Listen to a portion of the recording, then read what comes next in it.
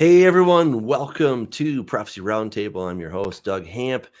Glad to be with you. Hey, if you want to be a producer for the show, go to patreon.com/Doug Hamp. Give whatever you want, maybe like, a coffee a day or something like that. Makes a huge help. You can be part of this show. You can be part of getting the word out on what God is doing, what's happening in the world, looking at the science and all kinds of stuff. Oh, and by the way, a little disclaimer here. We don't promise to have any answers, but we're going to have a great conversation. Today, we are talking about the solar eclipse and the CERN gods. And Joel is here with me. He is going to take us through a bunch of stuff. Now, I'm going to be the devil's advocate. I'm going to say, Yes. whatever. And he's going to share why, maybe the whole April 8th eclipse might be something. So, Joel, I'm looking forward to this. Scott's going to be here in just a couple of minutes, but Okay.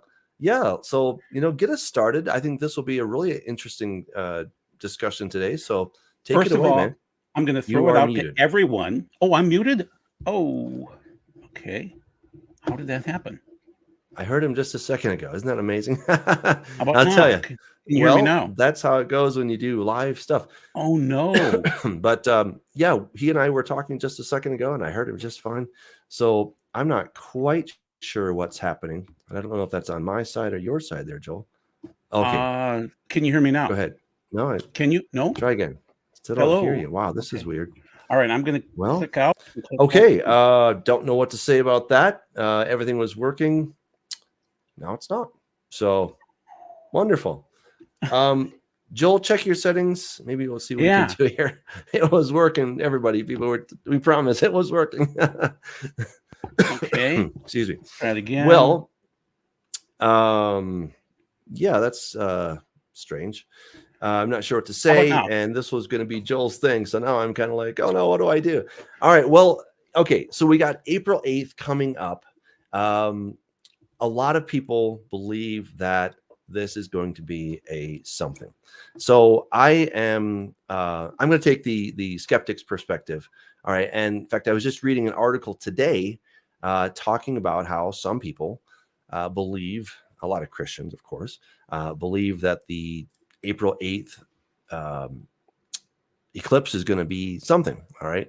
So, is it really there? So, Joel's going to, show us a bit of sign that, that an eclipse really is a sign. And I'm not disputing that it is a sign. Okay. But there have been many, many, many eclipses. I went and saw the one in 2017. It was really a spiritual experience, I have to say. It was amazing. I went and saw it in the epicenter.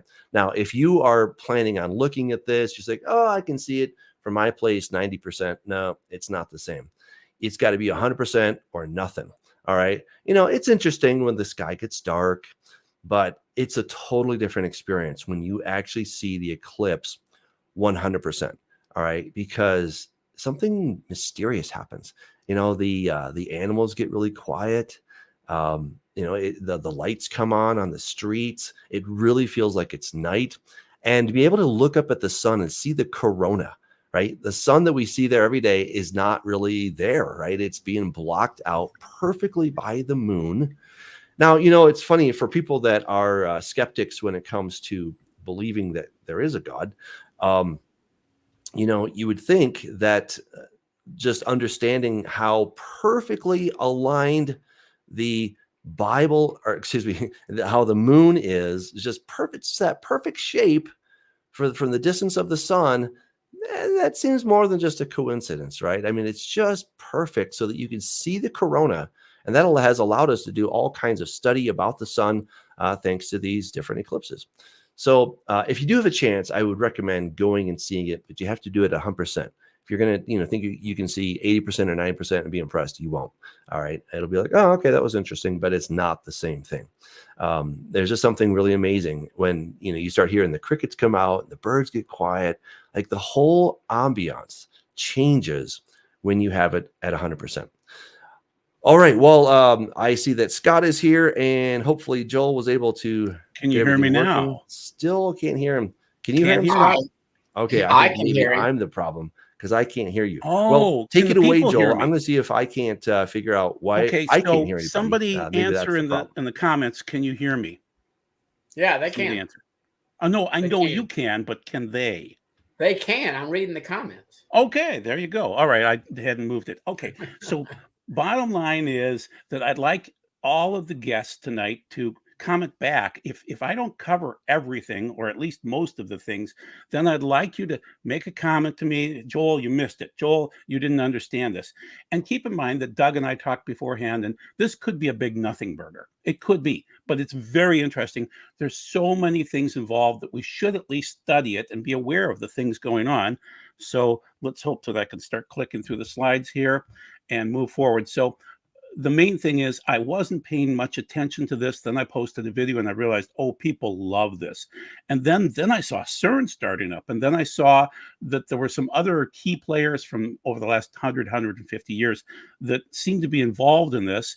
And then you look out and you see the Devil comet showing up during this time frame, which is Pons 12P, and the solar eclipse, of course, and CERN, then the NASA launch, and then the National Guards being called out, and the cicadas. And I mean, it's just so many different things going on. You have to be aware of that.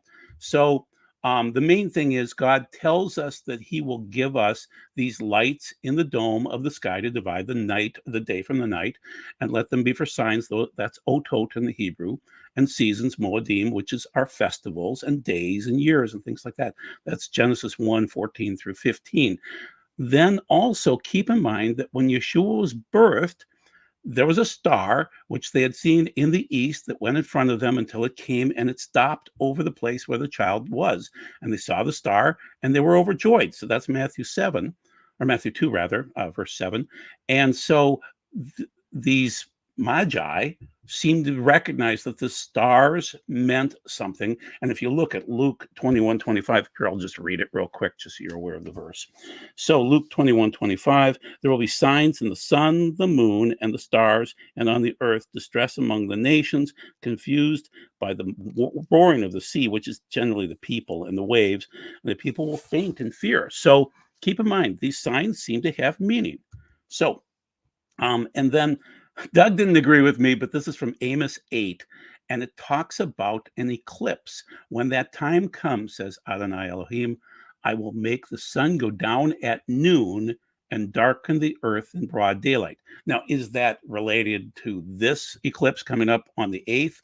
Probably not, but it's just interesting that when that time will come in the future, he'll warn us with an eclipse.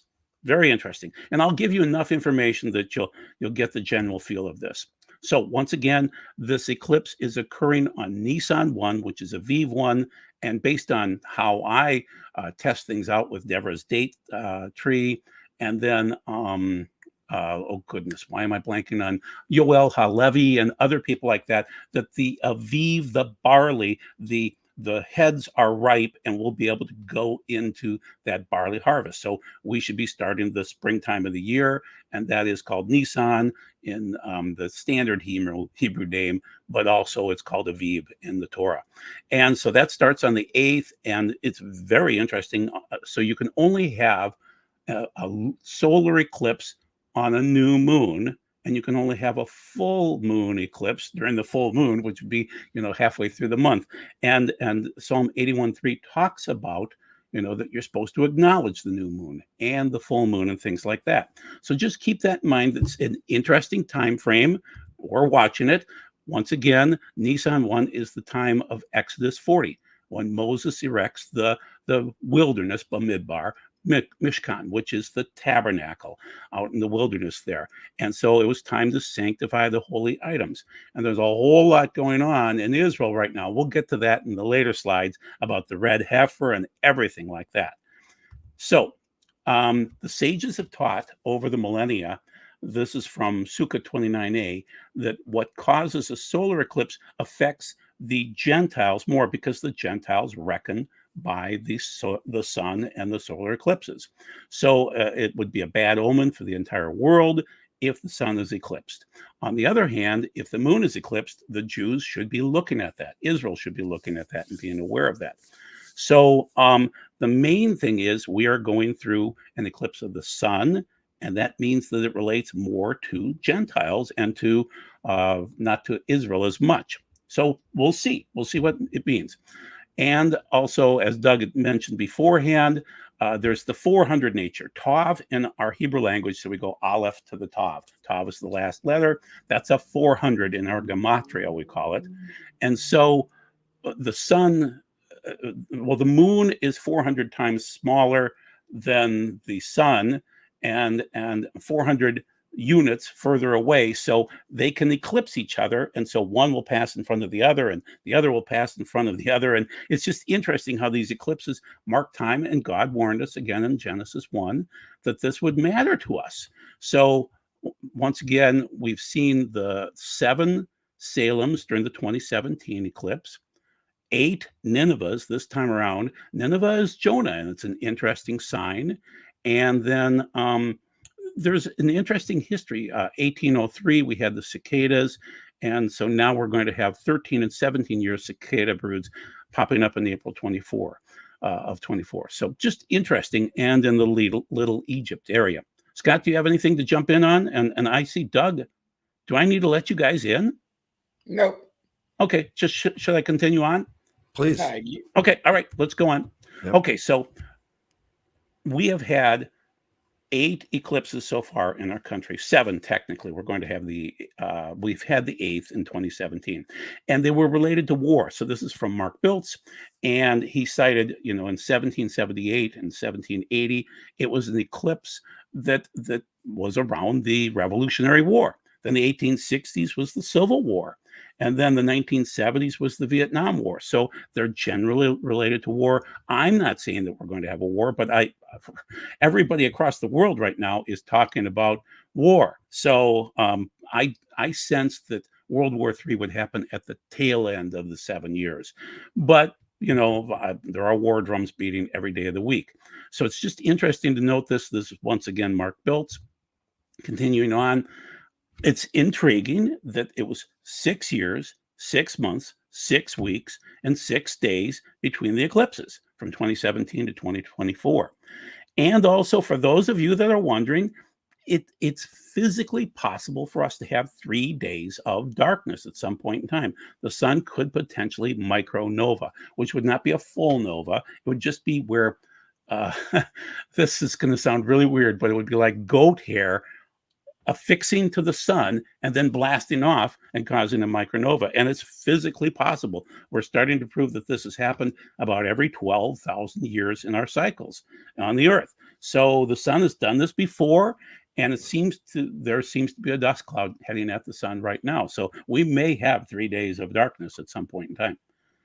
Okay, continuing on, the eclipses are going to cross near Little Egypt, which is really weird. I mean, how does this work out? Little Egypt, and so the cities' names are named after Carmi and Cairo and Thebes and Karnak and Goshen and Dongala. I mean, it's just weird how it's Little Egypt where it's crossing. So many interesting points that you have to cite them all. And if I'm missing anything, people, go ahead and tell me in the comments section.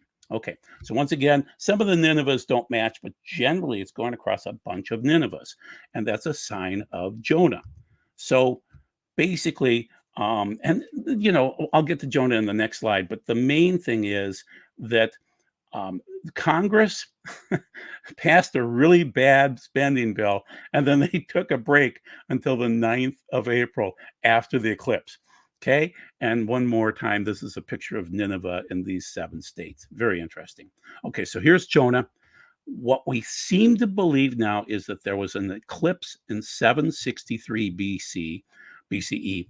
3 months later, Jonah arrived. So they had this big sign, and it was probably a very interesting eclipse that scared them half to death. And so by the time he showed up and he said, it's time to repent, they did. The intriguing thing is everyone from the king down to the commoner, they all repented, put on sackcloth. Can you imagine the United States repenting at this point in time? I can't imagine it. Okay, this is from Michael Snyder. We had him on the show a few weeks ago, and I think he got the information from Rachel Baxter, who was also on the show. And so he's saying that if you look at it, historically speaking, in 1806, there was a total solar eclipse that crossed North America from Baja, California to Massachusetts. Then in 1811, there was another solar eclipse that occurred on Constitutional Day, And then, so we have the eclipses, then, and the crossing point was Cleveland. And then what happened in 1811 and 1812 was the greatest earthquake in the history of the United States. And you could hear the bells ring in Boston, that far away from the New Madrid. So New Madrid is basically south of St. Louis by about probably 100 miles. And so that is a fault line that's active to this day. And also there was a comet, Tecumseh's comet came through also. It comes through every 3,065 years. And so these signs are rather interesting, people. So there were eclipses before the New Madrid earthquake. Let's go forward to 1963, and we have the Alaska solar eclipse, followed by the 1964 Alaska earthquake. And it's just, now, they weren't exactly, they're about 80 miles to 100 miles apart from where the eclipse was and where the earthquake was, but that's still pretty close and pretty devastating. So whether one causes the other, I'm not saying that, but there seems to be some weird, interesting similarities between the two. Okay.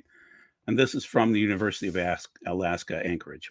Okay. Continuing on, the other things involved, the aleph of the first eclipses, and I'm sorry, the slide is so small, but 2017 through 2021, 2023, and now 2024, you add them all together and you get an aleph, a paleo aleph. And if you just look at the two eclipses of 2017 and 2024, you get a tav. The aleph is the first letter of our Hebrew language. The tav is the last. And as I mentioned, it's 400, which is interesting because the sun and the moon are 400 units apart and 400 sizes apart. So it's just very interesting how God made it that way as a sign for us. So the guy in the middle is Aleister Crowley. We'll cover that. It's going to get weird, people. He prophesied in 1904, and we'll cover that in a slide in just a minute here. The other thing is, look around you right now. Mark Zuckerberg and other billionaires are building bunkers, okay? And also there's a chicken plague going on right now. There are other, I read a report earlier today, and it was about someone trying to manufacture more plagues.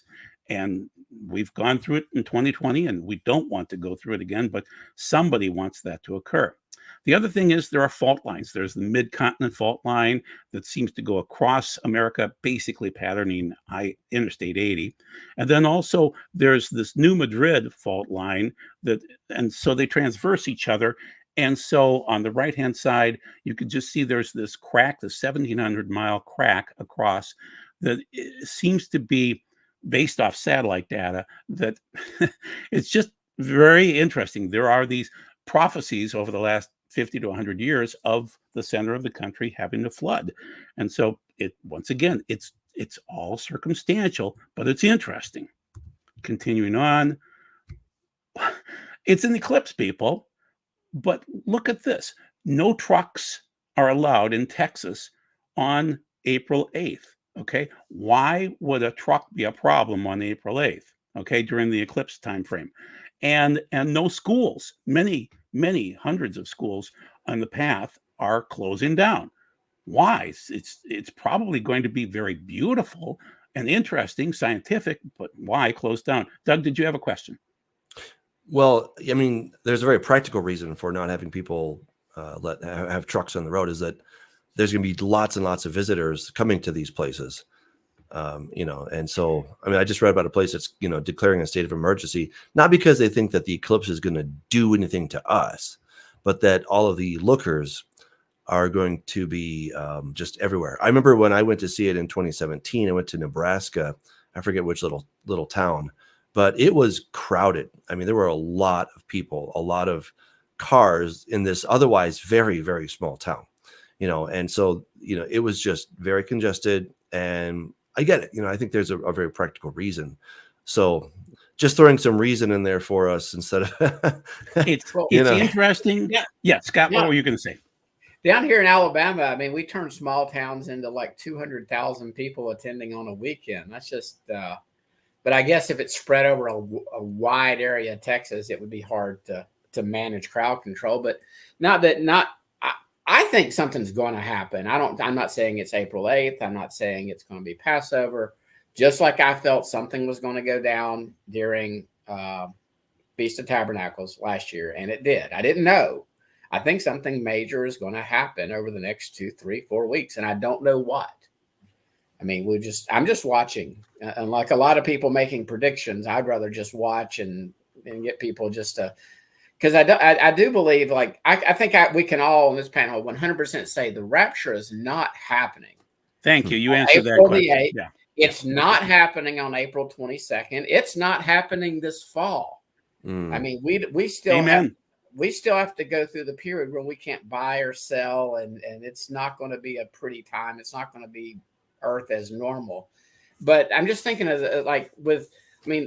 just listening today. I mean, Iran and Israel, they're starting to ratchet up even more so than what's been happening over the last 6 months. You know, you put it in the title, Joe. CERN's doing something.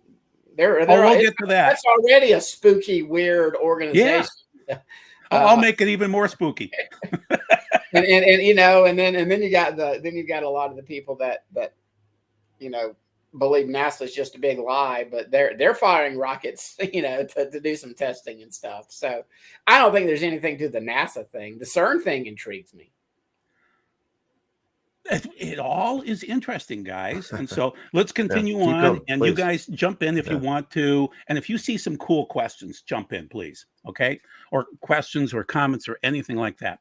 Okay. So buying extra groceries. They're literally telling us to buy extra groceries for this time frame. 4 states in the trajectory have urged residents to stock up on groceries and gas. Why? And this is from All News Pipeline. Here's on the other side, why has the National Guard been deployed to Texas for the upcoming solar eclipse? So this is Click to Houston, one of their local stations. Very interesting, you know? So the National Guard being called out. And Doug, I see your point. It is going to be a lot of people, and they won't necessarily be orderly. So I get your point. Okay, so this is NBC News. When the solar eclipse arrives, New York prisons will be locked down. Well, the prisoners are suing. They want to go see the eclipse. So it's interesting. These are the Texas counties that are declaring an emergency over this eclipse: Bell County, Travis County, Kaufman County, and then Indiana, and then New York State, the whole Niagara region. And we'll get to a few more slides here, but in 1833, that upstate Niagara region was hit the most by falling debris. We'll call it asteroids, meteorites, whatever you want to call it. So it was very crazy. And that really kicked off that rapture hoopla of the Seventh-day Adventists, the Millerites, we'll call them, of 1843, 1844. So these meteorite storms, like that was a big one, guys. And I'm not predicting a meteorite storm, but it gets people going. Okay, more. So this is horrible. Poor Texas. They're not going to have as much energy because the sun is going to be eclipsed. They'll lose 16% of their power, and they already lost many of their solar farms due to hail just a few weeks ago. News Talk 1290 AM talks about that. Well, you know, it's going to be horrible. And you know, there could be some other leaks and things like that from the panels. But then, so there's your 16%, and making the most of a volatile energy price situation. It's going to be intriguing. So that's CBS News telling us that this will affect poor Texas, you know, and other states. They're going to lose some power, especially Texas. They don't have the solar power already from their panels being broken. So one more sign. Now, I want to point this out as we move into this section of the slide. This is the area where Doug's the expert. And this has to do with Exodus 23:13. I'm going to read the names of these gods, small g gods. I'm going to spell them out, not say them just because it says there. Pay attention to everything I have said to you. Do not invoke the names of other gods or even let them be heard crossing your lips. And the problem is that's what this whole section is about. So, and then he talks about the Sabbath and of course about the Moedim. So it's right between the Sabbath, Moedim. Don't invoke the names of gods. And that's what everyone on the planet today is doing. So let's jump in. Well, that would be Thor on the left-hand side, Thor, I should say, and then Neptune on the right-hand side. And these are the movies today. This is all we generally see right now. And this is what's coming up as I discuss the eclipse. Okay, and more, I'm not even, you can read them, people, okay? These are the names of these movie gods, okay? And it's weird how it's going to pop up going forward. You're going to notice it on April 8th. Once again, you can read through this yourself, the names of these ancient gods in all of these movies. Most of the movies right now are Marvel Comics and other people like that, and I don't go to movies anymore because it's all about the wrong gods, and there's no research to be done there. You're not really reading anything historic, just their ideas. And Doug talks about Enlil all the time. He is the king of the gods. He's from Babylon. Well, if I want to study the solar CMEs and other solar activity, I have to go out and look at NASA's ENLIL. Yeah, it's their way of studying the sun, and it's interesting. So that's one of the gods, and so with all of these activities going on, the sun has been very busy lately. So I'm constantly looking at this particular god, so to speak. Okay, and it's in 3D. Then there's another god. So if you want to look at other astrophysical applications, you need to go out to ZEUS 3D, and it's an app that's been developed for them to be able to monitor other solar activities and give you a real-time view of what's going on with the sun and how much energy is being kicked out from a CME or other solar activities, coronal wind and things like that. This is going to get weird. Okay, so back in 1904, we have this creature named Aleister Crowley and his wife named Rose, and they got married, ran down for their honeymoon in Egypt, and she channeled a demon called AIWASS. Okay, and they wrote their law. So we believe in the Torah and the Bible. They believed love is the law, love under will, but the problem is it's their will. And one of their strongest proponents was Jimmy Page from Led Zeppelin. And Jimmy was deeply involved in this. He bought Aleister Crowley's former house in Scotland on, of all places, Lake Loch Ness. Go figure.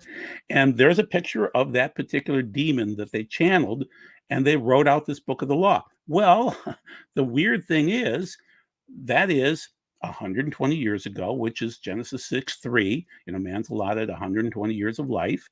And they will be celebrating April 8th, 9th, and 10th. So my goal to remind you of is, if they're feasting and they're worshiping their alien creature named AIWASS, we should be fasting. So many other people are coming out and saying, this is probably a good day to fast. I'm going to take off from work and I'll be fasting that day. So it's just interesting that with all of these things going on, that there will be a huge satanic ceremony occurring from the 8th, the 9th, and the 10th, celebrating this particular god and Aleister Crowley, who is generally considered to be the most evil man ever. He even takes out Hitler. More things. Okay, so the devil comet. So basically, this comet, for some reason, hit something or something occurred to it. And so it developed little horns on its head. So it's Comet Pons 12P and Pons Brooks. And it's starting to get visible now, guys. And I'll show you that in the next slide. But also the cicadas. And so this is once per 221 years, a mating feeding frenzy. They're noisy, they're kind of stinky, they're weird, and they're all popping up.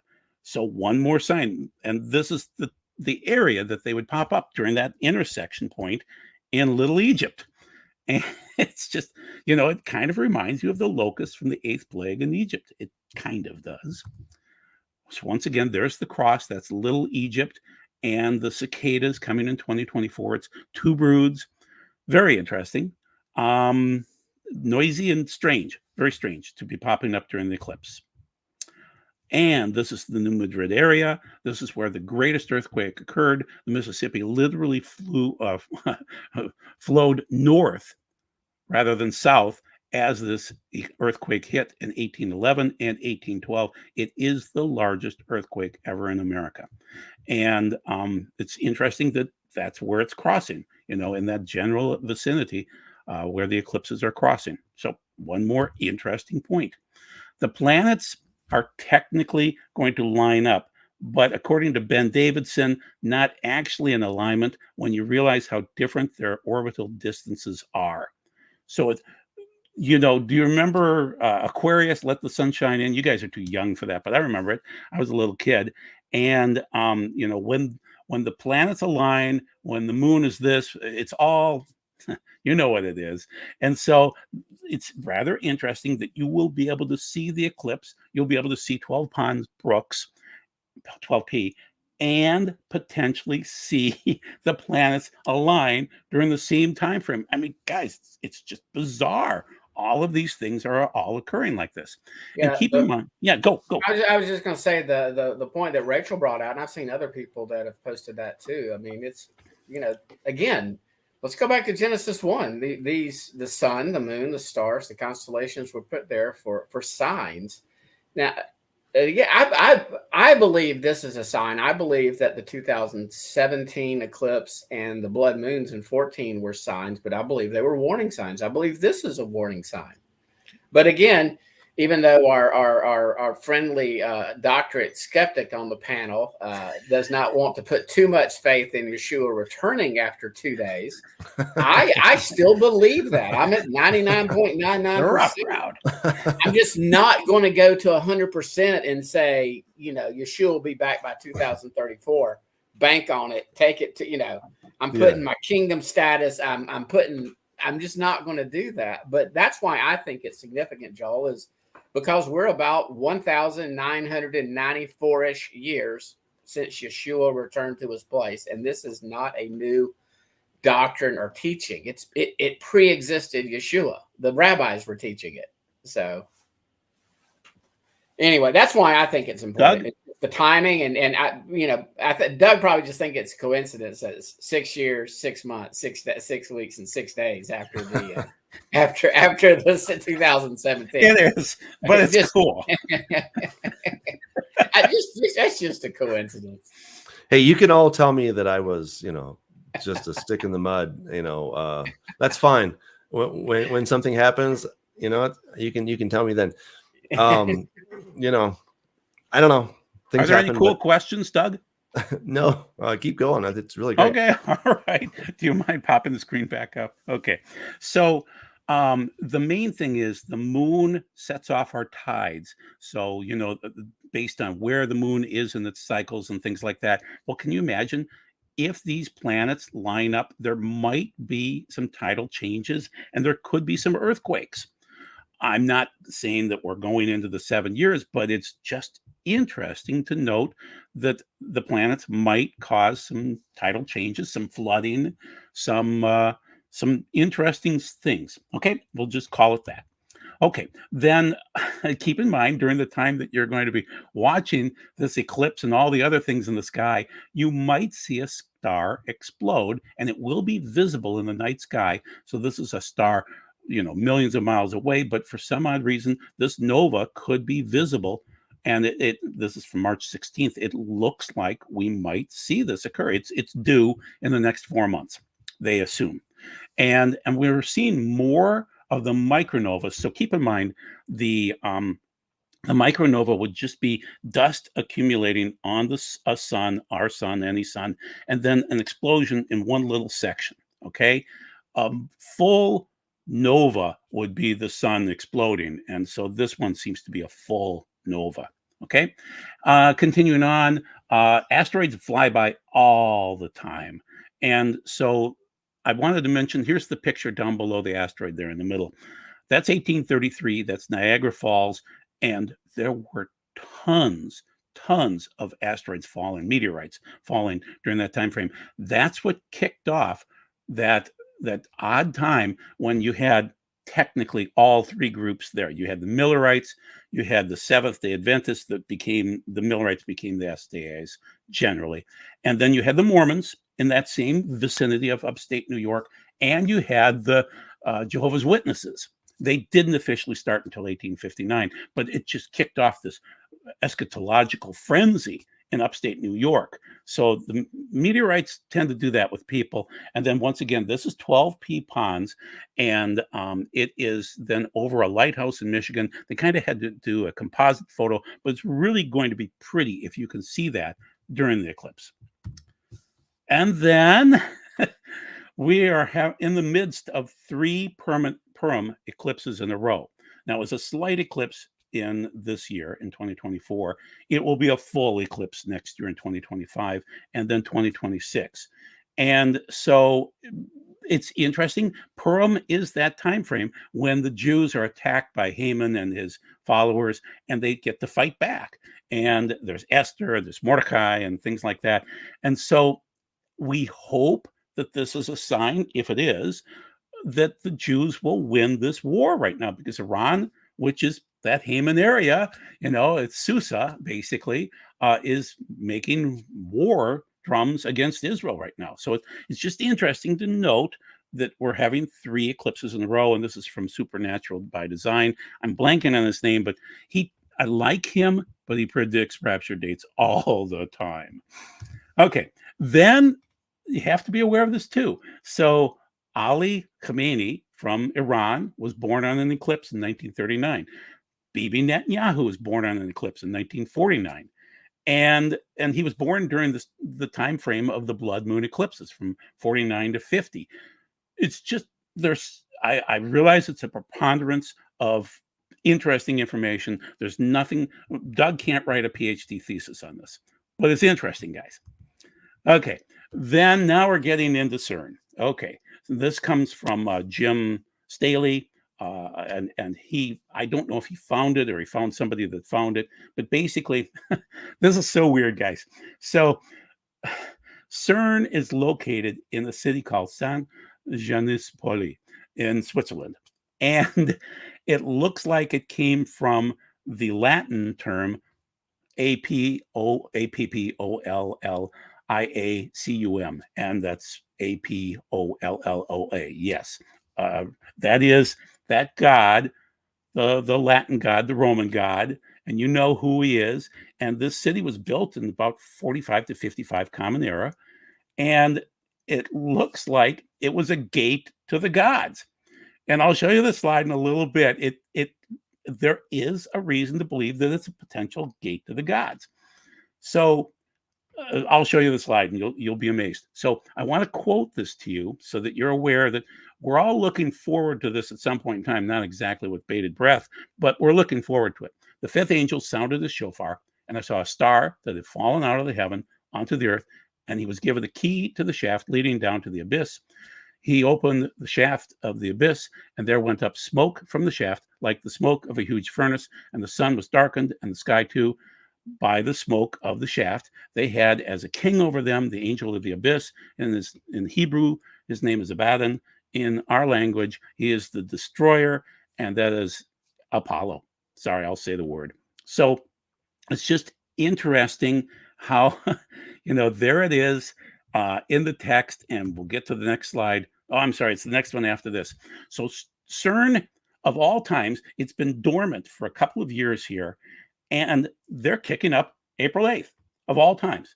So why? Why would they?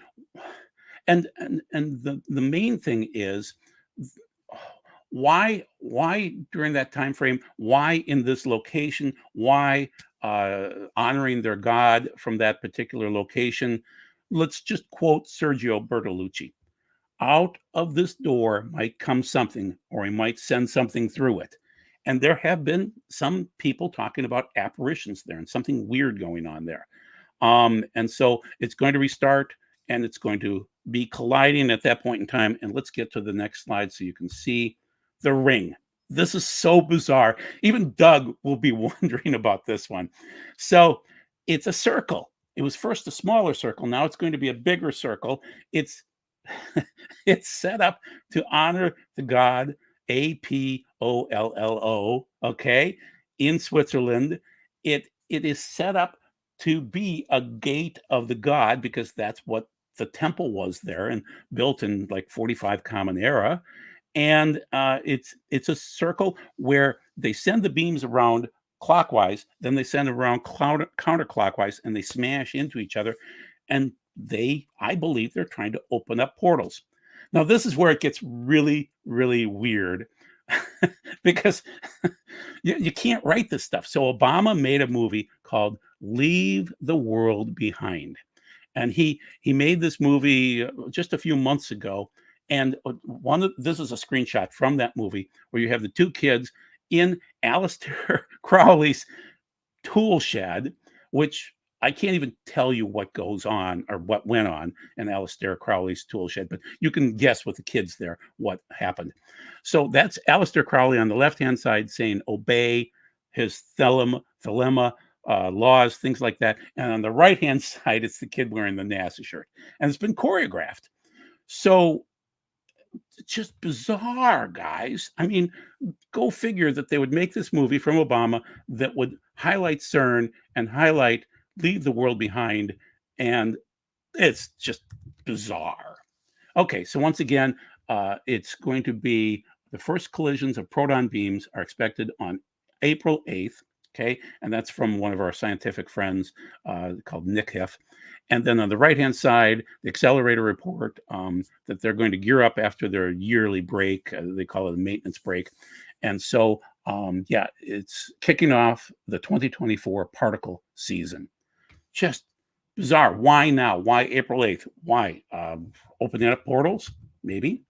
And then this is going back to 2009 when they first opened it up. They sent Tom Hanks over there and other famous actors, and they had Goat Boy, and they had, we'll call him Azazel, and Sex Magic and other things like that going on. There's ceremonies. They invited Sean Griffin. What? They invited Sean Griffin from Kenan in Context to serve Goat Boy. No, they had Tom Hanks there and other famous people. I mean, okay. Well, you said Goat Boy. Goat Boy. Oh, yeah. That was from Saturday Night Live. That is so funny. No. Goat Boy is from mine and Doug's little debate conversation we had with Sean. And Sean teaches that Yeshua is the eternal sacrificer of celestial goats. So in the community, we now call him Goat Boy. Okay. All right. Doug, you're ready to weigh in. Doug, you've let it go so far. Weigh in, Doug. Keep going. And this is, I mean, it's all very, very weird stuff that they were doing at CERN. There's no question about that. You know, whether it's a gate to the gods, I don't know, but it is incredibly strange, the symbology that they decided to throw in there for some odd reason, you know. Yeah, so go on. It's really interesting. It's bizarre. So once again, we have the Azazel, the Baphomet creature. We have that. The horns are always involved, but also CERN's major logo is this goddess, and I'm blanking on her name right now, but basically that'll be the next slide. And so she is the emblem of them, and she's the god of destruction. I'll explain that in the next slide. But that's what CERN looks like next to her. So you can see the type and shadows between the two of them. Once again, you know, the planets are starting to align. And then I mentioned the fifth dimension. When the planets align, it seems to be a time for the pagans to celebrate. So here it is, SHIVA, and she is their spokesmodel, you know, and it's just weird, you know. And then the 666 symbol of CERN. If you break those figurines apart, you will see a 666 in there. And so here it is. So SHIVA, the great destroyer, destined to annihilate the cosmos at the end of time, then reborn as part of the endless cycle and death and rebirth.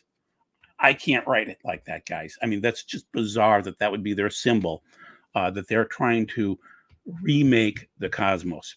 Very weird. Okay, so and Carl Sagan was involved in this too. All the famous people just love it.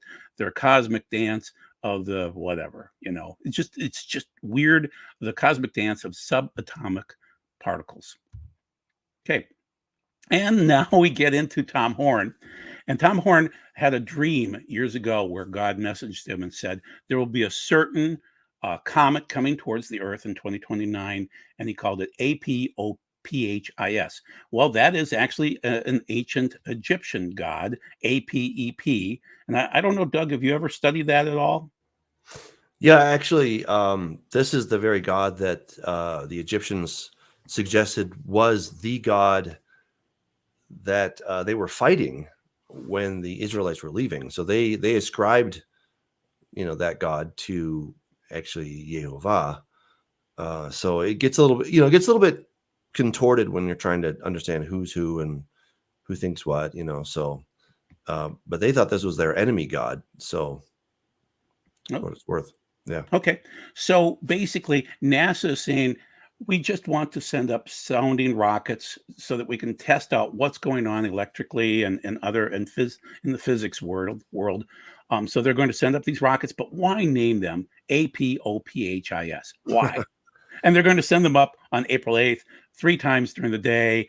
And so here it is on the right-hand side, these never-ending battles between the god Ra and the indestructible Apophis in ancient Egyptian beliefs. So Well, this, and yeah, yeah. and so if I mean, I don't know if I know you don't want to say the names, but it's hard to talk It's if we're hard. always getting It's misspelled. hard. I know. Yeah. But I think Ra is certainly the bad guy, and Apophis, I Sure. think, because the Egyptians think he's the bad guy, and they actually ascribe him to being a serpent standing on his tail, a fiery red serpent standing on his tail at the Exodus, the parting of the waters, which they have in all of the Egyptian tombs of the pharaohs, which is wild to think about that, right? Then I think that's probably the good guy, right? That's actually Yehovah right there, and Sure. Ra is certainly the bad guy. And so what's funny is a lot of the things that you're talking about, I'm actually going to be talking. We've put into Regenesis code, the story of Regenesis code, and so we're speculating on some of these things, and it's fun, certainly fun to speculate, and we'll have to wait and see what happens when it all comes down. So this is fascinating. Okay. Then we continue on. So it's known. So APEP. I'm sorry, I said it. The great serpent, the enemy of the sun god Ra. In ancient Egyptian religion, the sun was Ra's great barge, which sailed through the sky from dawn to dusk and then descended into the underworld. As it sailed through the darkness, it was attacked by Apophis, who sought to kill Ra and prevent sunrise. It's just interesting when you compare that with what NASA is sending up to, you know, check out the solar eclipse. It's just, you can't write these scripts this way. Yeah, the second round of these rockets launches are scheduled for the total eclipse of April 8th, and they're sent out of Virginia, which is interesting. They'll be collecting data to answer the following scientific questions. Does the eclipse shadow directly seed discernible irregularities in the mid-latitude ionosphere? Well, and okay, so let's have some fun with this. We know that our magnetosphere is thinning. We know that ozone layer is thinning. Not CERN, but how about NASA and ESA, European Space Agency, have been documenting this for years, and then they stopped documenting it. So we believe that that area that protects us from asteroids, meteorites, and from UV is thinning probably 25% now since 1859 when we had the Carrington event. So it's just interesting to note that your solar storms are going to get worse. And so NASA needs to test that out. And I hope they'll give us a report back on this and say, here's what the ozone layer is like. And you know, the sun causes that layer to thin. So you can't blame that on mankind. So once again, Tom Horn. Interesting story. Nice gentleman. He did a phenomenal job on well, Petrus Romanus. I've read most of his books, and that one was exceptional. I'm a huge fan of Chris Putnam when he was alive, and I thought they did very great research on that. So anyway, this asteroid is supposed to hit then April 13th of 2029. I don't know. So let's pretend that just by conjecture, we started out sometime late in 2025. That'd be about the midpoint, you know? And I, okay, I was a huge guy thinking 2017 was going to kick things off. And then 2023, assuming that Yeshua died in 30 Common Era.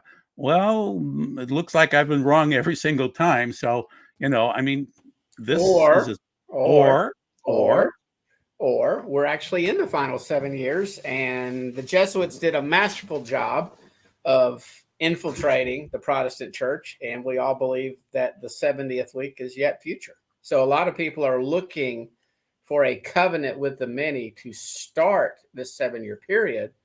And again, I've said I have not ruled out 2027 until we get past Passover. If we make it past Passover, nothing major happens. I think then we can cross that date. In other words, reverse engineer this as opposed to setting a date and then having to revamp it.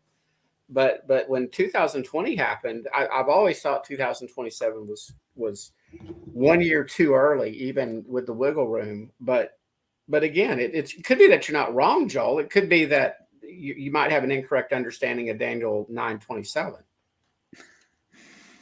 that'll be I mean, another again, day. maybe my understanding is saying one of us or both of us has We're going to be incorrect. wiggling a lot. All of us Well, are going to be adjusted and eschatology. I like to use, because everybody Yeah. throws out false teacher all the time. You're not being a false teacher tonight just because somebody differs with you. You may be incorrect. You could be wrong. I think it's when it's false is when you know it's false and you're trying to sell books or you're trying to make money and you're not being true to what you actually believe. But I find all this stuff fascinating myself. So I mean, and I just don't think it's coincidence that it's lining up with everything else that's happening and it appears to start to happen. I mean, we got a powder keg right now in Russia and in Israel and in Iran. I mean, it's a powder keg, and in China. So this is not. How about the business Taiwan as usual. earthquake? And China said, we'll send soldiers to Taiwan to help you clean up the mess. We'll send 100,000 soldiers over there to help you out, guys. China, great guys. Yep. So, but again, don't just because there was not some peace treaty signed this past fall in 2023. In other words, I haven't crossed off 2028 or 2029 or 2030. But again, and our friend John Howler says this a lot, the logistics of this, it's not going to, I think they're going to have everything in place, because Satan, the beast, they're not omniscient beings. They're not omnipotent. They're going to have to use technology and the system that's being implemented and built right now for him to have that kind of control with technology, to your point about the technocrats. So again, I don't stand. I don't know, guys. It's just don't beat yourself up for being wrong. You could have been right, So we'll just have to wait and see. Doug? Oh, okay. All right. Tom Horn kind of linked that APOPHIS asteroid with the bitterness, the wormwood from basically it's when they came to the bitter waters of Mara in Exodus, and then also with Revelation. Then that would be, why am I blanking? Revelation chapter 8 should be the third trumpet. Okay, so it's rather interesting. I'm not saying that is wormwood, but it's an interesting connection there. But Tom Horn did say he thought that it was wormwood. So that's his opinion. Okay.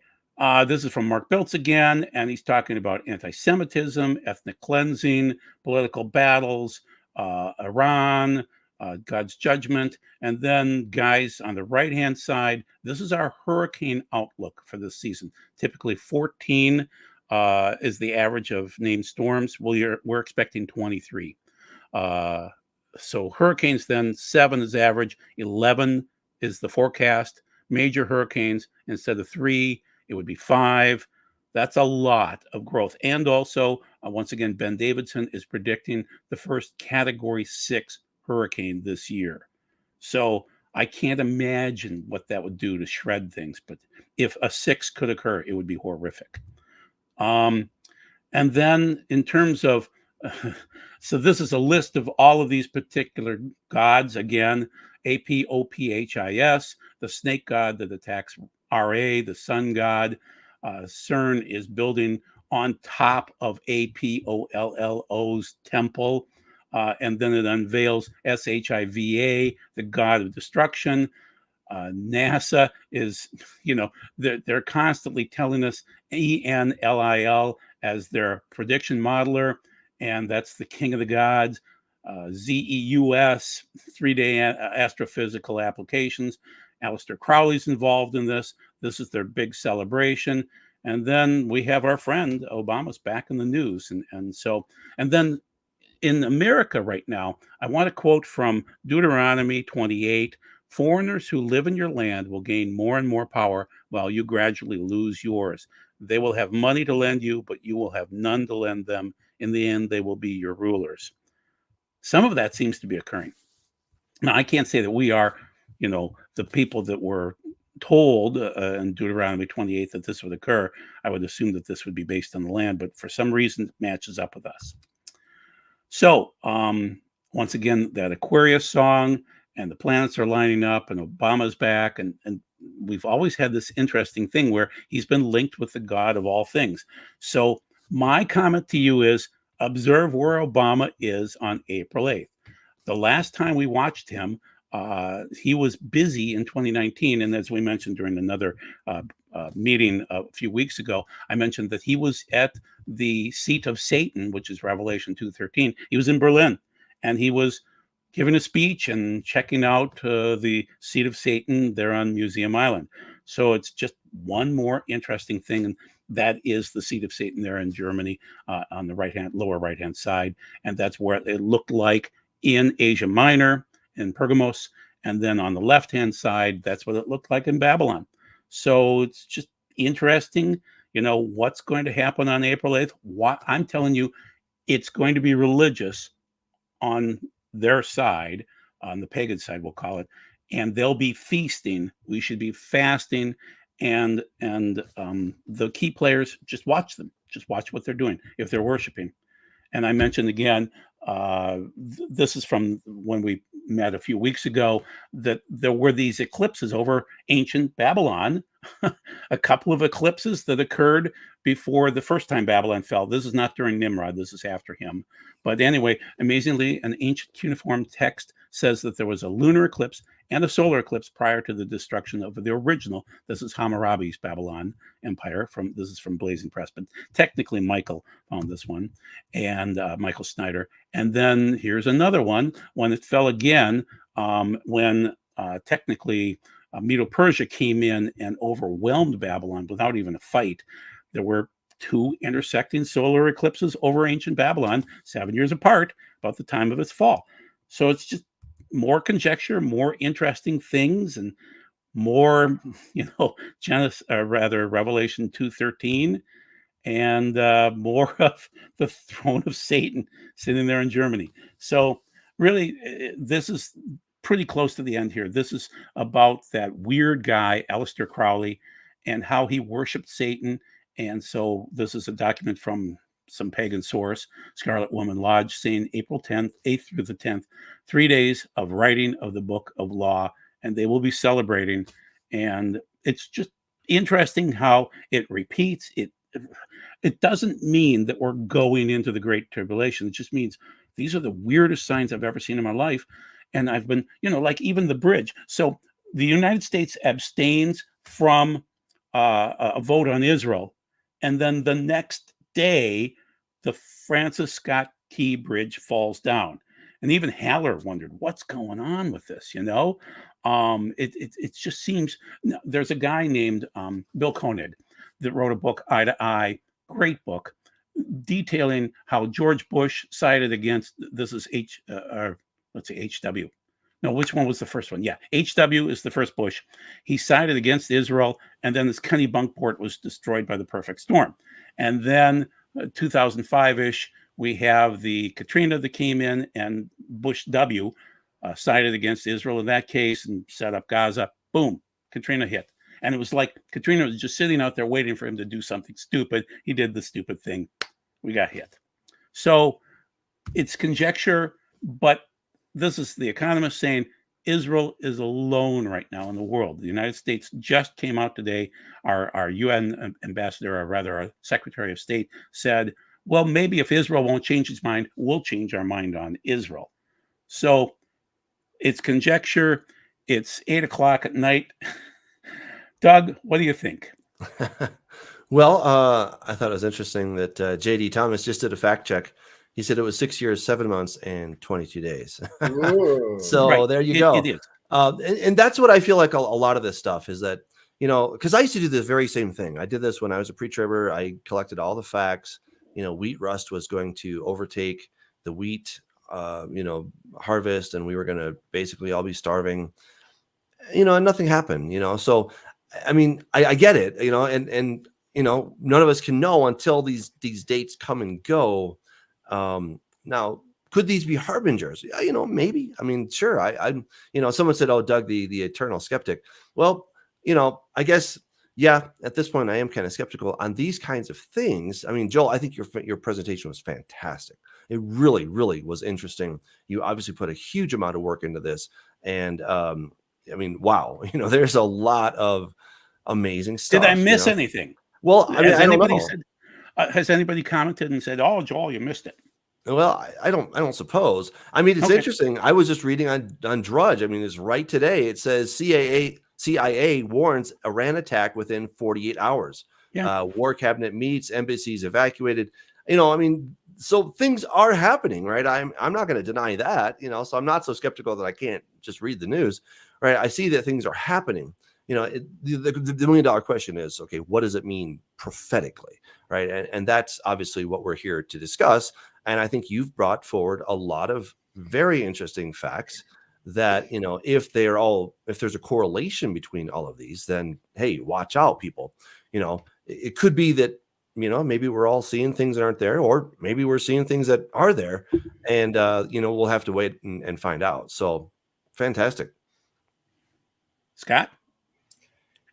I can't think of anything. I mean, you mentioned the Devil's Comet. You mentioned the planets aligning. You mentioned CERN. I mean, I haven't heard of anything that's actually set to go that day.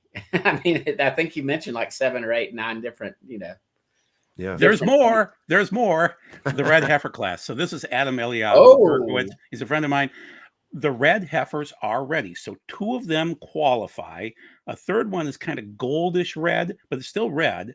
And so he was over there the other day. He looked at the red heifers. They're beautiful critters. They're shipped over from Texas. They were shipped in 2022. And so his most important point in the last few days was, if anyone says it will happen on Passover, they're lying. It can't, because they just found some kid to be the Cohen Gadol, the chief Cohen, and he's not ready to go. And I would argue, so we'll use the Hebrew words here: tameh, tahor. Tahor is ritually pure. Tameh is ritually impure. He might be ritually pure. He's never been around corpse contamination, so he's never been in a hospital. He's never been around a dead person. He's never been in a room with a dead person. He's never touched someone that was around a dead person, and we don't exactly understand why God. I think Doug could answer this the best. That in the end, God has to destroy death and Hades, and so it seems like corpse contamination is part of that process. So he's saying, Adam Eliyahu Berkowitz is saying, we're not ready to go yet. This kid is green, and we don't know his level of Torah. I didn't see a kippah on his head. So, I'm wondering about that, how orthodox he is. Can you imagine? So we have the reading this week of all readings is where Nadav and Abihu go into the tabernacle, and they start making a fire of some sort, and it's called strange fire. And they're killed. They die. And according to the rabbis, they're hauled out basically on their garments. They're literally burned to a crisp. So it's just intriguing when you see this occurring, and you see Adam's put out 3-4 videos in the last couple of days here saying, were meeting. We just had a rabbinic meeting. It was all in Hebrew, so no Christians were there.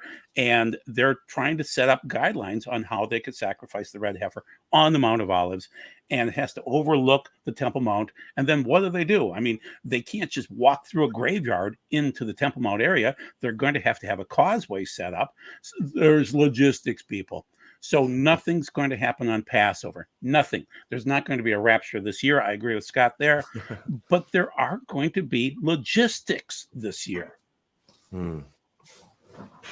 Well, it is very interesting, that it's happening over America. Is that significant? Is it just because we live here and we think this is important? Or is it because we are still the one sole superpower that, God's trying to tell us something? Very possible. Very possible. Man, fascinating. When you add in the red heifer, I mean, Christianity is all abuzz. So my comment again is we are not re-crucifying Christ. Okay, so the sacrifices were only for ritual impurity, for unintentional sins. There never was a sacrifice other than Yeshua, his blood, for intentional sins, guys, avon and pasha type sins. So we don't quite understand this. And to be honest with you, the rabbis don't understand clean, unclean that well either. They would argue, well, I just do more mitzvahs and their mitzvot, and then everything's clean, Well, they don't quite get it either. It's been 2,000 years and they've lost a lot of information related to this. In fact, if they want to bury somebody today, they go talk to Christians and say, how did you bury Jesus? Oh, that's how we'll bury. Yeah, literally, when they go to the chevra at a Jewish synagogue, has to research based on Christian tradition with Yeshua to figure out how to bury a Jew today. Interesting. Okay. That's pretty crazy. Wow. Well, I think there's a lot of amazing things that are happening. You did a fantastic job of bringing those all out. The rituals that happen at CERN just make no sense whatsoever, and that they have Shiva right there. They got a destruction. You worked so hard to not say it, and then I said I tried hard. But but yeah, when you start looking at all these different gods, they all come down to the same basic gods, which I detail in Corrupting the Image Volume 2 extensively. I think they all lead back to Satan ultimately, in one form or another. Though, he certainly could have obviously minions doing part of the work, but I think, he likes to take credit for it. And so when you start looking at these gods of death throughout the world, I think they're all basically the same dude, which is Satan.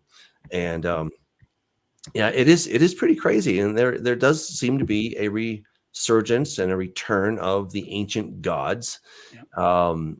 Christianity is becoming less and less popular. I was just reading an article about this, and they're talking about, hey, in fact, even oh my gosh, the atheist skeptic Dawkins was basically, noting that, well, maybe Christianity wasn't so bad insofar as it was giving some decent, things for living, because what's coming in and its void is Islam, which is very hardcore in many areas. There's not a lot of freedom in Islam, generally speaking, not like there has been in Christianity. So the atheists have had a field day, throwing stones at Christianity, and sadly they have been somewhat successful. And Christianity is dropping in many countries, especially in the UK, in Scotland. Their churches are just essentially empty at this point, and so when you put this all together, this leaves a void, right? It's not that everyone just becomes a really nice atheist and we're all going to think logically. It doesn't work that way. There's a void of something, and I think it is a return to the old gods, and that's what I'm predicting in Corrupting Image Volume 3, in Regenesis Code, where I think that the old gods are going to be repackaged as aliens. They're going to come to save the day. And so a lot of the things you're talking about here, I mean, these really could be setting the stage for future events. Again, whether it happens this year, is anybody's guess, but that these are all things that are being factored in is truly astounding. and we're wise to keep our eyes open. So, thanks for bringing all that, Joel. It seems like they're pushing the envelope just a little bit more every day, with naming the gods and associating them with whatever activities. And so it seems like whatever you've been researching for the last 15 years will be really, really important as we go forward, because these we would believe that these gods seem to have some kind of power and will do certain activities. So it's probably good to learn what they did in Babylon and Egypt and other places to figure out what's going to be coming Yeah. next. Well, so let's think about this for a second. So Jesus, he takes his disciples to Caesarea Philippi, right? You got to think about it. Why would a good Jewish rabbi take his pious disciples to Caesarea Philippi, right? I mean, this is kind of Las Vegas of the ancient world. What stays in Caesarea Philippi, what happens there stays there, right? That's the basic idea. So he goes specifically to a pagan site. I mean, this place is so pagan. It's not even funny. It had been pagan for hundreds of years, potentially thousands of years, depending how you look at it. But it was very pagan in the time of the Greeks. They thought that, Bacchus was there, the god of wine. They thought that, the satyr god was there as well. And so there was a well that was coming up, the spring. And so water was always flowing out of it. But they tried to put some, rocks down there with tied to some ropes to see how deep this thing was. And they could never find the bottom. And so they started calling it the gates of Hades. But it was also thought that, this was very much a cultic place. They had, they had Zeus and Aphrodite in the Greek terms, right? But these are the same gods that had been there all the time. Now, towering above this thing was Mount Hermon, right? This is where the gods came down, right? And there were, according to the Book of Enoch, there were 200 that came down, and they made some oath. Now, I'll tell you what's so amazing is when I was writing Cryptic Image Volume 2, I got interested in this supposed quote that, or this stele that had been found, and it said, according to the great and holy God, those taking an oath proceed from here. And I'm like, that doesn't make much sense. Why would they take an oath if they're going to go against what God said to do? Why would they take an oath in his name? It just didn't make any sense to me. So I was like, I want to see the actual stele. So I looked it up in the British Museum, and I'm looking at this thing, right? I actually find it the original stele, just the stone. I'm looking at the Greek, and I'm like, it doesn't say holy. It's not the word hagios. Hagios. It's the word batios, right? And I'm like, what in the world is batios, right? I'm like pulling my hair out, trying to figure this thing out. It doesn't make any sense. What in the world is batios? There is no Greek word batios. It does not exist. Now, I had been doing some research at the time on, well, I'm just going to say it, Enlil. Sorry, but I tried hard. I know you did. You worked so hard. And I just threw it off. All right. But I was doing, I talked about him already. So I was doing all this research on Enlil. His secret name, when you start looking at the cuneiform, so this will be his symbol, okay, his logogram. It comes out bad, okay, or BAD, right? Bad, all right. Which is I've always wondered, like, is the English word related to that? I don't know, okay, maybe. But anyway, this word bad could also be bat, all right. So B and D and T are basically the same thing. They're dental letters, right? So anyway, so I was like, I wonder, could it be that you have this name Bad, which means death? Right there he is, the god of death, right? Death and enmity. Yeah. It's right there, and there. So I'm kind of thinking about this. Anyway, long story short, I found out that this was a hybridized name between the ancient Sumerian and the Greek. It was amazing. I happened to be the first guy that found this, which was kind of fun. But there it is. The god of death was the one who authorized those 200 angels to go out and do their naughty things back in the days of Noah, right? And it's the god of death. We keep finding the god of death. I think it's the god of death who is going to open up the gates of Hades. I differ from Tom Horn. He thinks it's an actual comet. I don't think that. I don't think that the comet is going to be the issue. I think the star that falls from the heaven is actually Satan, and I think he will fall at the time of when he and his angels are fighting against Michael and his angels. And then guess what? He has the key to the abyss, and he opens it up somehow.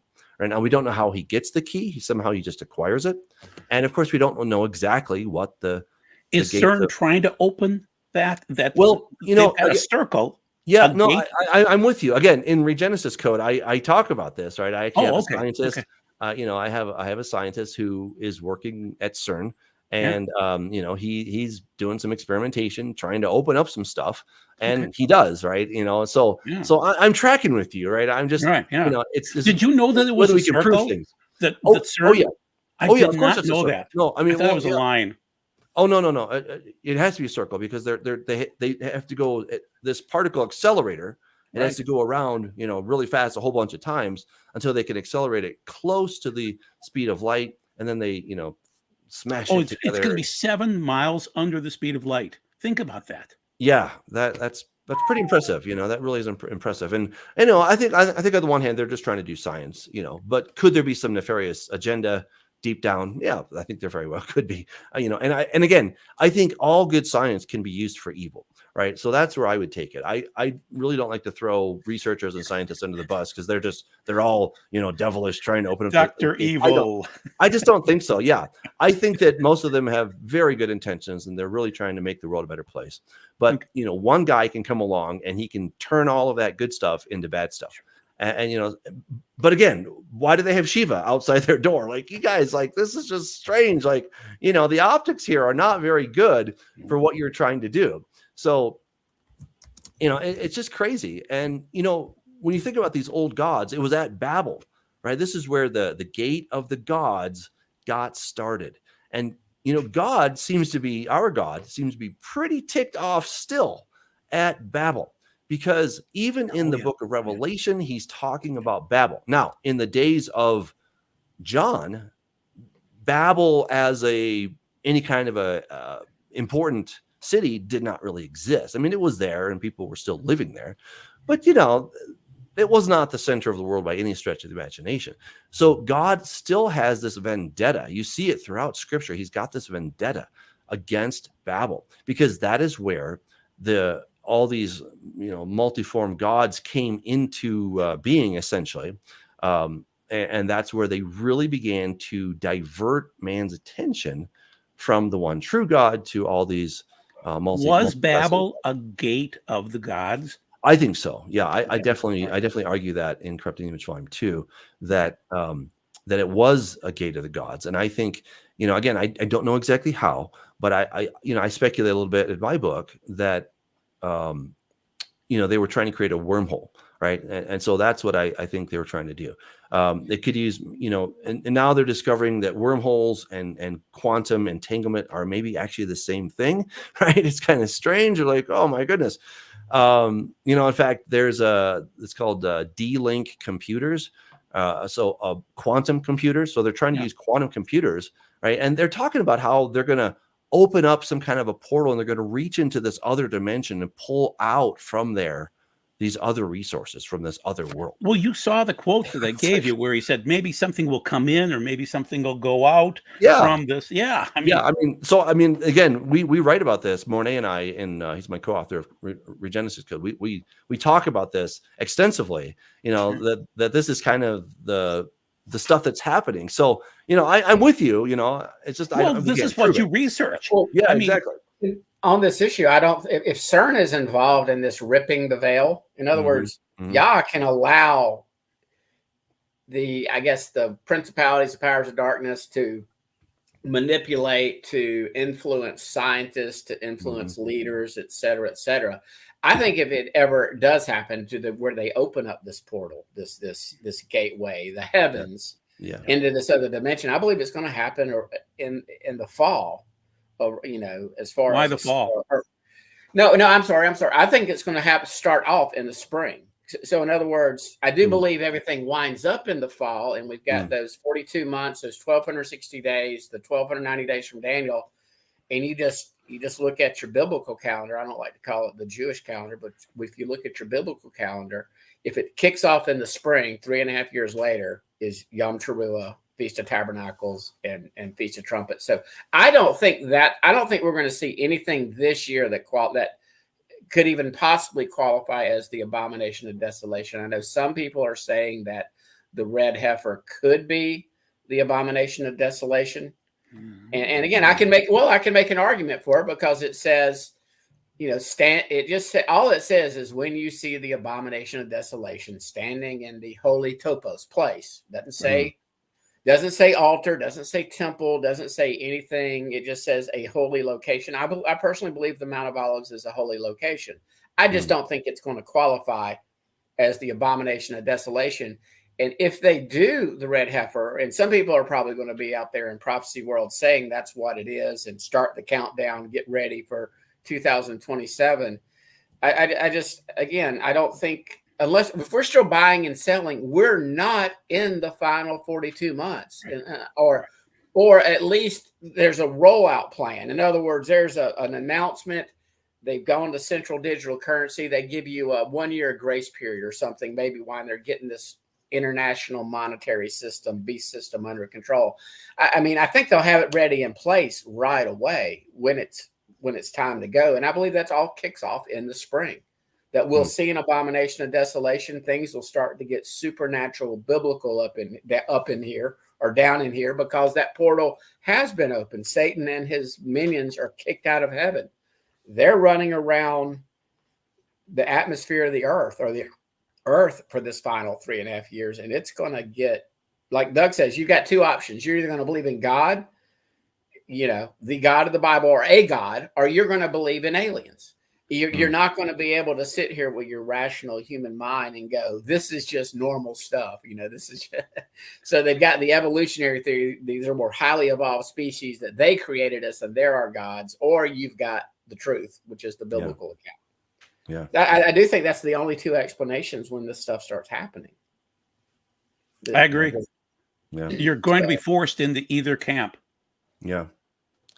And it's going to seem so natural.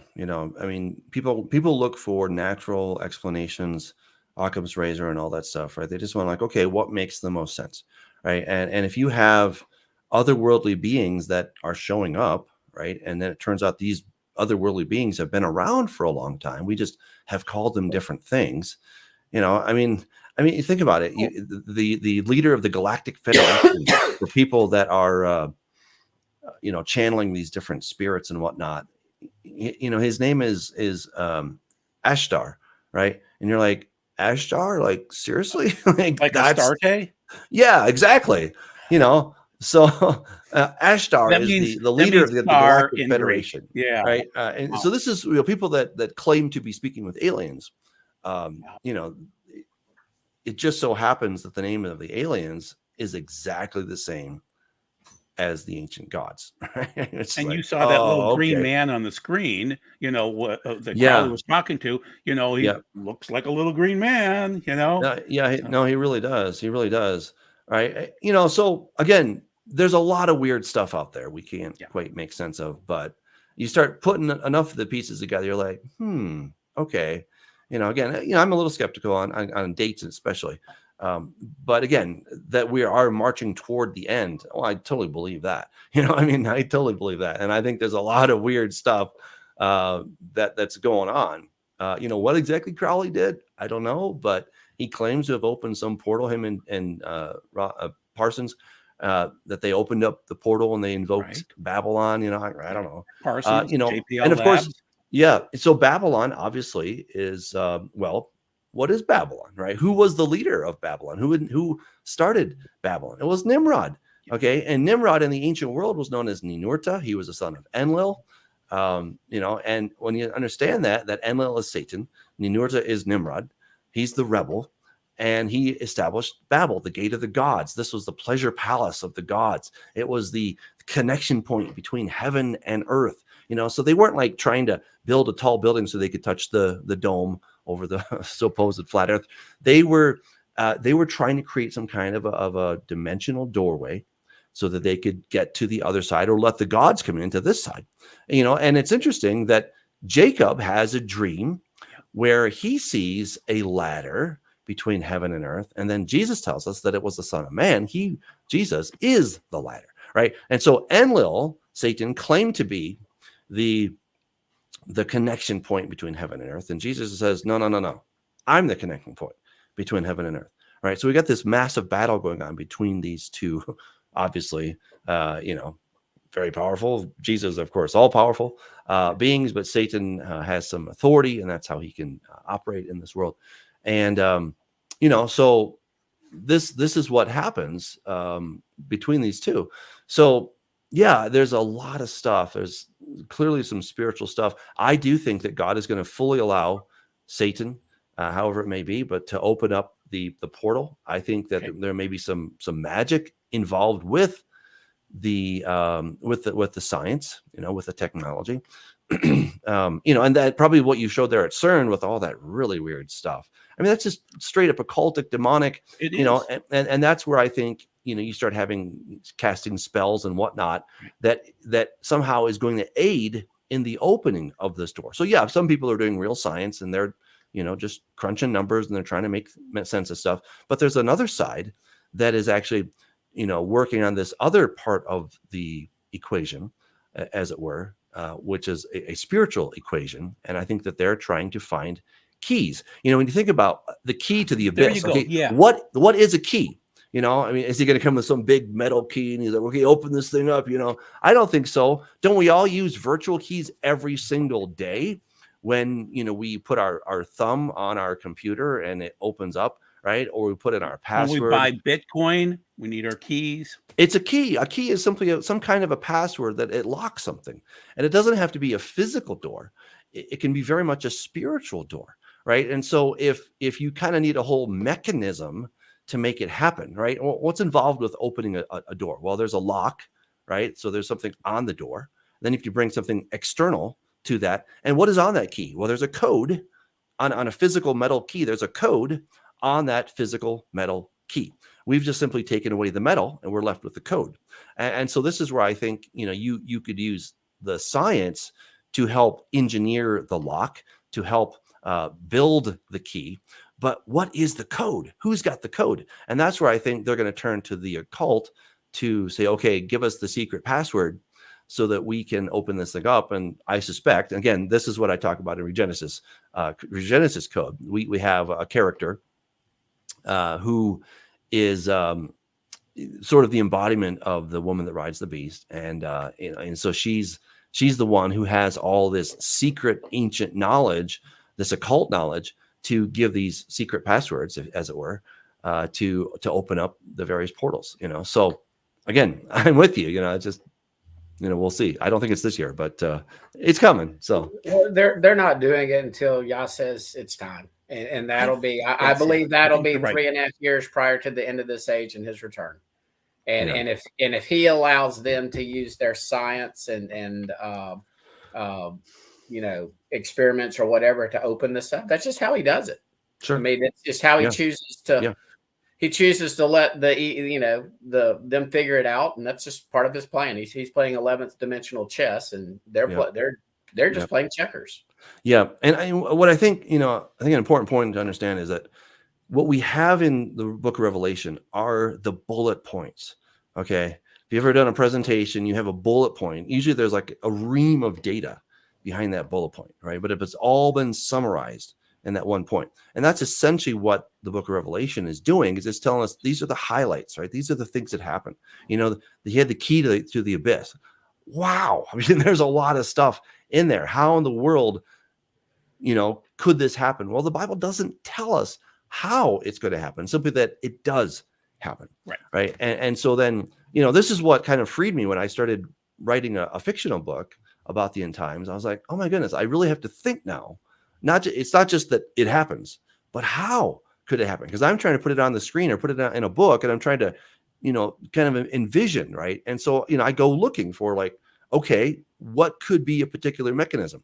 So I'm kind of stuck somewhere between CERN and quantum computers, and it could be a fusion of the two, or something, I don't know, that that they somehow come up with a way to smash particles together and say secret words, and bada boom, there it goes. There's some kind of a little door opening. We're seeing this in the movies too, right? I mean, Right. with Doctor Strange and the sling ring, right? And then they can just open up a door to a different dimension, right? I think that's essentially what we're talking about, is that there's going to be a door opened to another dimension. It won't quite be like Doctor Strange, but that will allow things that are on the other side to come to this side. Now, I was going to say, I kind of got a little bit sidetracked, but when Jesus went up on top of Mount Hermon, right, I think that he was putting Satan on notice that, hey, this is now my mountain. You guys claimed it way back when, and Mount Hermon had been known as the mountain of the oath almost since time began, right? As far back as records go, that's what it was called. And Jesus was reclaiming it per Psalm 68. And so what I think when he said that the gates of Hades will not prevail, see, the first century Jewish apocalyptists, they believed that at any moment, the gates of Hades were going to just fling wide open, and that the hordes of Hades, the hordes of hell, were going to just come rushing out of this place with shooting their arrows, right? And so that's what they were imagining. And frankly, I think that was the plan. I think that's what Satan had in mind. And Jesus came along and he said, that's not going to happen. Not on my watch, not today, right? What Satan has planned to do is not going to happen right now. And so it's been delayed. At this point, some 2,000 years it's been delayed. We'll have to wait and see exactly how long it takes, right? But, I think that was Satan's big plan, was to basically get out of jail and, get his buddies out of jail, as it were, and to reclaim the earth. I think that's what he was trying to do. So there's all these little clues that are in scripture when you start digging deeper, right? I mean, you start looking, where is this place? Mount Hermon. It's in the land of Bashan, right? Bashan is the ancient god Bashmu in the Akkadian. It's just another name for Enlil, for Satan. I mean, it's all in there, right? It's crazy. And you start looking at the great red dragon. That's a symbol for Enlil. Also, Nimrod, the woman that rides the beast. I mean, that is Ishtar. She actually rode the Anzu bird, which was Enlil. And, who's controlling who? Well, I think it's the one down below, the one that she's riding, actually holds the control. So and are we going to watch God battle with these small g gods in the end times? Is it going to be a physical, spiritual? Will we see this occur in our lifetimes? Well, I don't know if we'll see it in our lifetimes. I mean, who knows that? But I think when it all does finally come down, it says that Satan and his angels are cast out of heaven. Right. So I think they exist behind the veil, and they will no longer have that sort of immunity or anonymity to hide behind the veil. They're going to be forced into this dimension. And I think by opening the abyss, they will, I think that happens at the same time. The opening of the abyss, the Satan getting kicked out of heaven, the star falling from heaven to earth. Right now, again, in the book of Revelation, it's all mishmashed in its order, and that's where we get kind of confused. But just don't look at it. It doesn't happen chronologically; it's happening thematically. And again, that liberated me to understand that it's a thematic arrangement versus a chronological arrangement, and then it works perfectly fine. And so it's just amazing how all these things come together. And so whenever the abyss opens, is when Satan gets kicked out of heaven. And of course, I think this happens just moments after, or maybe, hours or days after the beast kills the two witnesses. So, one could hasten the other, maybe, a little bit here, a little bit there, but they're all happening basically, in the same couple of days span. And and then it's going to get crazy ugly. And I will say this, obviously I differ with Doug on this, but it would be nice if two witnesses came on the scene with these supernatural powers before all this. Oh, exactly. I mean, again, and I just believe that they/we are testifying in the final 3.5 years opposing the beast. Again, he's going to have authority over the saints, but I think there's going to be supernatural protection for many. So I think it's going to be a biblical, supernatural, spiritual battle on the earth. You're not gonna be able to win by prepping or stocking up. Once it gets to that level, Mhm. unless you're just off grid, Bear Grylls survivor, and you can just survive in the woods. I'm not talking like at a homestead. You're going to have to be mobile because with the technology now, there's nobody that's really truly off grid. If you think about it, I mean, they can find you with a satellite. Oh yeah. Did you watch the Israelis bomb out a couple of terrorists today? I mean, Hmm. those guys were just walking along a road. The Israelis spot them, and boom, they were dead. I mean, it was just like 3 guys gone, vaporized. Hmm. Well, I mean, same So thing. Wow. And then if the beast system, when it's up and running and everything, if they want to, they don't even have to send in soldiers. They can just, send a missile, take out your house and your homestead. So again, I think there's the only way we're going to survive is supernatural protection. right, during the exactly. end. That's what people should be listening to right now. Supernatural protection. Get Yep. right with God. Get right with God. Yep. And all this is weird. I mean, maybe it's the algorithms putting in the Eclipse and CERN, but all of a sudden, we between our 3 channels, we got 737 people watching, and I don't think we've ever had more than 200. So I think if we talk about the weird and the spooky stuff, it obviously gets more viewers. People are interested in this, and then Doug, the eternal skeptic, I do appreciate the fact that you like to tap the brakes. No, and again, because you've got a lot of prophecy people. They just do things for shock value and everything. I mean, if we had been friends and been talking in 2017, or 2017 or 2012, I can promise you I would have been chirping and parroting the same thing. We're not even close to 2030 as yet. That's the reason I think this is significant. It's not just because of the eclipse. It's not just because where we're getting at with AI right now. It's just not the central digital currency. It's the Israeli situation. It's the Russian, NATO, American situation. It's China, Taiwan. It's all the it's the blatant paganism in the American Western media right now, where it's the gods are just on full display, and you've got to do this not to see the evil. You got to be in denial. Yeah, and I mean, let's just take a really hot topic, which is transgender and homosexuality and all this stuff. It was That's Ishtar Ishtar was the goddess in the ancient world. She had these supposed mythical powers that she could change a man into a woman and a woman into a man. Okay. I mean, that's transgender right there. Okay, now whether or not she could do that, I don't know, but that's what the myth held, and that she had this retinue of transvestites and homosexuals all around her. There's all kinds of ancient literature that was written about this and just praising this. So it's pretty wild stuff that's happening. I mean, we've got to see that. Okay, this is just a recycle, right? This is not new. We're just coming back to where we were before. And what's so amazing about Babel is that God himself stepped in. There's only a few times in human history where God himself stepped in. All right. And, certainly at the flood, then you have the Tower of Babel, and then, well, Jesus, right? Well, I guess you could argue that, at the, in Egypt, right? God himself. Oh, so he stepped in there. Yeah. Yeah. But I'm just kind of thinking of the major highlights, but Jesus coming is God himself stepping in. We think, oh, he came to die for my sins. And yeah, he did. But there was this huge battle. I mean, I taught about this when I was going through the book of Mark. I mean, I'm like, guys, this thing is epic. Do you realize how much, butt kicking Jesus is doing here? I mean, he goes right to the epicenter of the spiritual, the spiritual world, which was in Bashan. Bashan is in the Galilee, right? The land of the way of the Gentiles. Why was it called that? Because this was the land of the nations since a long time ago. And I think there was so much demonic activity, which you didn't really have nearly as much in Jerusalem.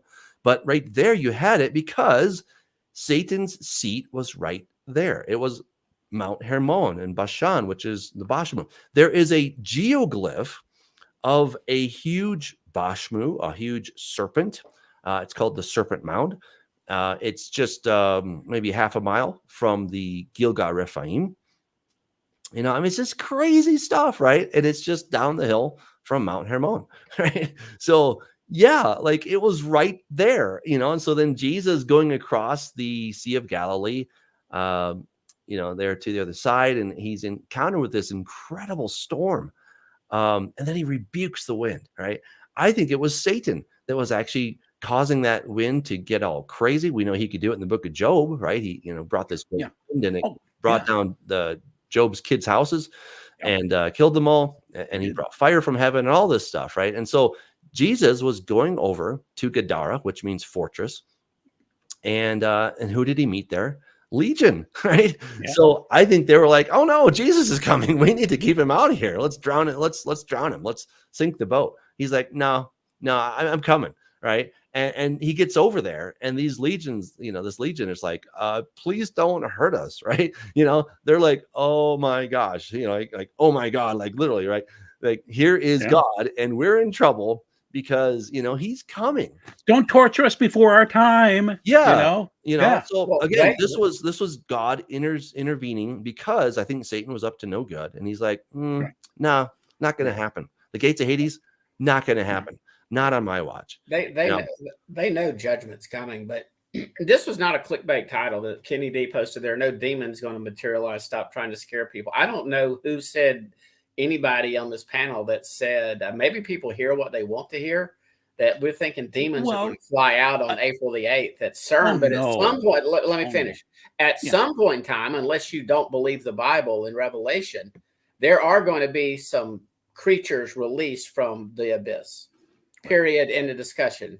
Nobody is saying that's happening on April the 8th or anything. I personally believe that this is a sign for all the reasons I've stated in the past shows, just because of where we are in the timing and nothing I'm seeing come about politically, socially, technologically, economically, spiritually, the transgender stuff. In 2008, Obama opposed gay marriage before he was president, when he ran for president. So go back to 2008, and here we are just a short 14 years later, and we're considered bigots if we don't want our 7-year-old children or grandchildren to be indoctrinated into thinking that they're a little girl if they're a boy. Or, I mean, and that's where we are right now as a society. And so for all those reasons, everything, that's why I think this is important, not for clickbait at all. I mean, I think Joel's our new co-host, but Doug and I we don't try to do the clickbait stuff and make crazy predictions. I mean, I haven't even predicted Yeshua's returning by 2034-ish. I just think he is. You know, I believe he is. In 2034, if we're still all sitting around talking on this panel, we'll be a little bit older and grayer and less hair, and I would have been wrong. And that's okay. And that's when I can say, "See, Scott, I told you." Yeah, you could. And all my college friends are going to have a blast. I mean, they're going to like, yeah, you, because I mean, this is something I've been talking about, you know, since I was a kid, since I was a teenager, since I was in college. So that's why I'm paying special attention to this Passover season, this eclipse, this biblical New Year. That's why I'm watching, and I don't know what's going to happen. Something's going to go down. I don't know what. That's right. I think it's his. I'm not saying thus saith the Lord. I haven't had a dream or a vision. Just believe it. So let's end it with this, because we are definitely way over time. You know, April 8th is coming. It might just come and go. You know, my hunch is it's going to be a nothing burger. But hey, if it turns out to be a very much something burger, then hey, at least we had some forewarning. That's awesome.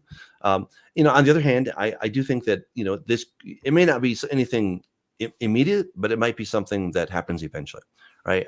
So, you know, the solution though is, you know, we don't need to go find all the demons under every rock. We're never going to accomplish anything. We don't need to figure out who's behind every conspiracy out there. That the answer to darkness is simple: turn on the light. All right, that's the answer. Turn on the light. You know, and we as believers are to be the light. So we should not be scared. We should not be fearful. We shouldn't be telling people, "Oh my gosh, this was it." You know, like, man, just tell people about God's kingdom. Tell them about how good He is and how much He loves us. That is the antidote, right? So again, weird things are happening. We get that. It's exciting. It's interesting. But the solution is to turn on the light. And you are called to be the light on a hill, to be the salt of the earth. All of us are called to do that. If you're not a believer, hey, this is the time to put your trust in the Lord, right? Ask him just to say, you know what, Lord, I blew it. I'm sorry. Will you forgive me? And he's like, yep. And be part of the kingdom, because God has called us to go and spread the good news of his kingdom. And so that's what we're trying to do here. So we're glad that everybody joined us. Yeah, we're glad everyone joined us. Again, if you want to become a producer, go to patreon.com/Doug Hamp. I would encourage you guys to go get Corrupting the Image 1, 2, and 3, not just because I wrote them, but I think they're very pertinent to what we're talking about. And if you want a story, go get Regenesis Code. I put all that research into a book, and the goal is to get this made into like a Netflix series. And, you know, I really think we can reach hundreds of millions of people with a biblical worldview about the end times. It's not cheesy. It doesn't have Christian cheese in it, but you know, it's good entertainment, and it's theologically deep. All right. So, you know, pray about that if you would. I'd really appreciate that, because it's been a lot of work, a lot of years trying to get this thing off the ground. So, yeah, with that, we will say good night. So everyone, take care. We'll see you.